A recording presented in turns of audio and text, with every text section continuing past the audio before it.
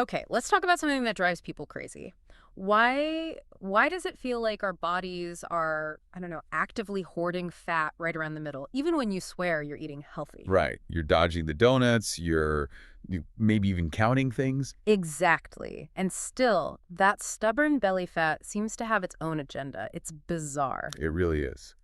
And what you're likely dealing with there is visceral fat. That's kind of the ultimate bad guy. Visceral fat. Mm. Okay, remind us why that specific fat is the problem. Well, it's the deep stuff wrapped around your organs. And the critical thing, the thing most people don't realize, is that this fat keeps your whole body inflamed. Inflamed, like actively angry. Sort of. When your fat cells themselves are chronically inflamed, they basically send out signals telling your system, hey, stop burning fat for fuel. Full stop. Wow, so it literally locks your weight in place, a self-sabotaging system. Pretty much, yeah. Okay, so our mission today, let's be health detectives. We need to expose, let's say, 6 foods or food types that everyone thinks are fine, maybe even healthy. Or aggressively marketed that way. Yes, but they're secretly metabolic landmines. They're blocking your body from losing that visceral fat. We're pulling back the curtain on the label lies. Let's dive in and find these healthy imposters hiding in plain sight. First up, the classic Trojan horse of breakfast. Low-fat yogurt. You grab it thinking, low fat, this is good for me. It feels like a win, right? Yeah. But look closely at that label. A single serving might say, oh, 27 grams of carbs, but only 19 grams listed as sugar. Okay, so where are the other 8 grams? What are they? That's the shell game. It's a hidden sugar, basically, disguised as starch. Flip it over, look at the ingredients. You'll see milk, sugar, and then modified food starch or modified corn starch, maybe maltodextrin. Modified starch. Sounds industrial. Why is that worse than just regular table sugar? Is it? Oh, it often is. For one, it's intentionally not very sweet, so you don't realize you're getting a sugar hit. You can eat more of it. See? Very. And then, if you look at the glycemic index, the GI, right? Yeah. How fast food spikes your blood sugar. This stuff often turns into glucose in your system faster than table sugar. Faster, so it slams your system even harder. Exactly. It's a massive spike, Yeah. pushing you straight towards insulin resistance. And the processing itself sounds, well, not like cooking. No, it's more like chemical engineering. Yeah. High heat, chemical deodorizers, they strip the color out. Yeah. You're left with this, like, completely dead product. Uh, Yeah. And then they have to add artificial flavors and colors back in just to make it taste like something. It's often bulk filler, not nutrition. Yeah. Gives it a creamy feel cheaply. okay, from dairy deception to meat deception. Processed meats, like, say, chicken hot dogs or some types of bologna. Right. And sometimes you see that ingredient, mechanically separated chicken. Oh, yeah. Sounds delightful, doesn't it? It sounds vaguely alarming. It's highly refined, for sure.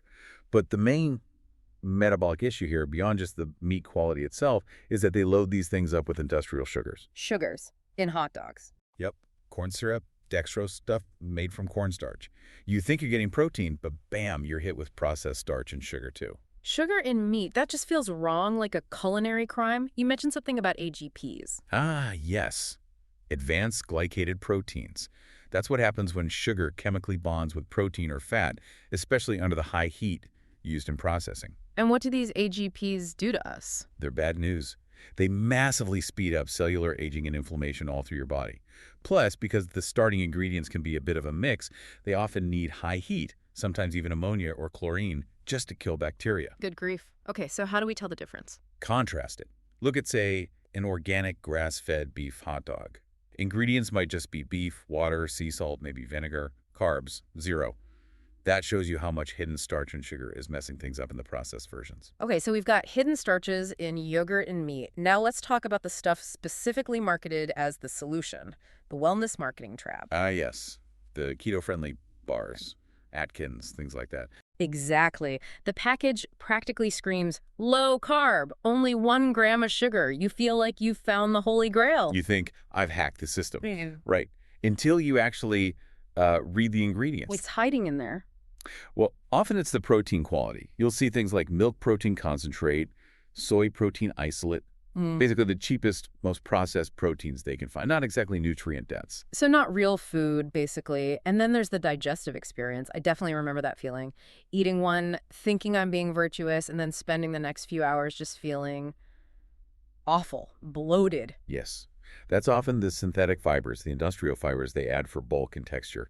Things like inulin or chicory root sometimes, but often highly processed versions. And that gut misery isn't just uncomfortable. No, it's a problem. Yeah. That kind of repeated gut irritation, it contributes to chronic low-grade inflammation throughout your system. And that inflammation is a direct route to worsening insulin resistance. Which means more visceral fat storage. Exactly. The supposed diet food ends up making the core problem worse. It's maddening. Okay, next on the list. Juice. You see that big 100% vitamin C splash on the front? Looks healthy, right? It looks fantastic, like pure sunshine in a bottle. Hmm. But often, in many popular drinks, you're maybe getting 5% actual juice. Seriously, 5%. What's the rest? Water and high fructose corn syrup. It's literally liquid candy. When you see that vitamin claim on something that's mostly corn syrup, it just feels, well, like false advertising, doesn't it? It really does. But what about the ones that say 100% juice? Like from concentrate. That sounds better. It sounds better, but the processing is still pretty harsh. Concentrated often means the juice sat in a massive vat for maybe up to a year. A year? Yeah, losing nutrients the whole time. Yeah. Then they add water back in. But here's the real kicker, the big aha moment for visceral fat. Okay, I'm ready. Even real, 100% orange juice usually has more sugar than the same amount of soda. More sugar than soda. Wow. And crucially, a huge chunk of that sugar is fructose. Right, fructose. Explain why that's the particular villain here. What's the difference between that and, say, glucose? Okay, so glucose. Pretty much every cell in your body can use that for energy. Simple enough.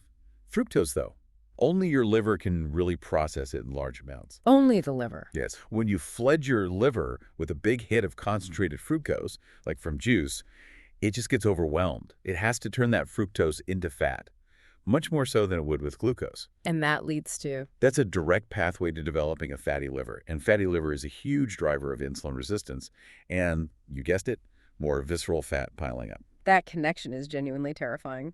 Okay, let's pivot slightly to sweeteners. Agave nectar, this was huge for a while, right? Marketed as low GI, the healthy alternative. Totally. People saw that low glycemic index score, maybe 15 to 30, compared to sugar around 65, and thought, perfect. So why isn't it perfect? How can it be low GI but still bad? It's that deceptive math, again, tied to fructose. The GI score is low because agave is something like 80% to 90% fructose. Very little glucose. Ah, so the GI test, which measures the glucose spike, doesn't catch the fructose flood. Exactly. It technically passes the test. Yeah. But slamming your liver with something that's 80–90% pure fructose, Yeah. metabolically devastating. It completely sabotages fat loss. It might be one of the worst sugar sources out there for your liver health. Okay, noted. No agave. What about our last culprit? That's been sneaky because it's in so many savory things. Sandwiches, mayonnaise. Right. Standard supermarket mayo, the inexpensive stuff. It's basically soy oil. Just soy oil. Primarily, yeah. Huh? And not just any soy oil. We're talking highly processed stuff. They use industrial high heat and chemicals like hexane to extract it. Hexane? Okay, what is that? That sounds like something from a chemistry lab, not a kitchen. It pretty much is. Yeah. Hexane is a chemical solvent derived from petroleum, actually. They use it to strip the oil out of the soybean really quickly and cheaply. Yikes. And this extreme processing, it changes the fat itself. It does. And this is crucial for fat storage.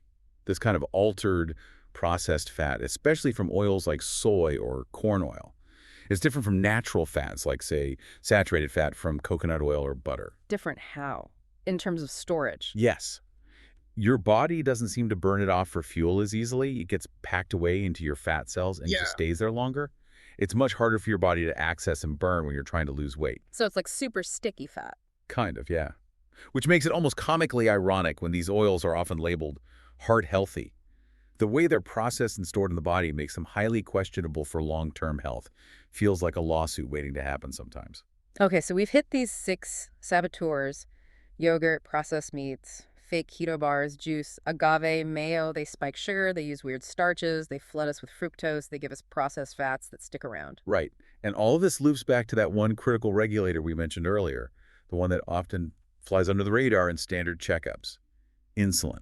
Let's connect those dots. How does this relate to catching problems early? Well, here's a really critical point about how we usually screen for metabolic issues like diabetes. Your insulin levels actually start creeping up, becoming abnormally high, maybe 10, even 15 years, before your blood sugar finally spikes high enough to get flagged on a test. 15 years? That's Yeah. like a huge window. It's a massive missed opportunity for prevention. Doctors don't routinely test fasting insulin levels in standard physicals. They usually wait for the blood sugar alarm bell, the A1C, or fasting glucose test. But by then, By then, the underlying problem, the insulin resistance, has been brewing, often silently, for over a decade, fueled by exactly these kinds of high glycemic, high fructose, ultra-processed foods we've been talking about. The damage is already significant. so prevention really needs to start way, way earlier by looking at insulin and avoiding these trigger foods. That's the key, long before you get a diagnosis. Okay, so let's recap our culprits. If you really want to tackle that stubborn visceral fat, the stuff that just won't budge, you've got to be ruthless about these 6 categories. Yep. The low-fat yogurt hiding starch, the processed meats spiked with corn syrup, Those fake keto bars with the cheap proteins and weird fibers, juice, which is basically liquid fructose candy. agave nectar with its sneaky low GI score but high fructose load, and that soy oil mayonnaise made with chemical solvents. Be super skeptical, right? Yeah. Especially if the marketing sounds too good to be true. Low-fat, keto-friendly, check those ingredients. Always read the ingredients. And maybe here's a final thought to chew on. If the first ingredient on your supposed health food sounds like it belongs in a science lab, not your pantry, maybe it's time to ask, is this label actually informing me, or is it just designed to confuse me?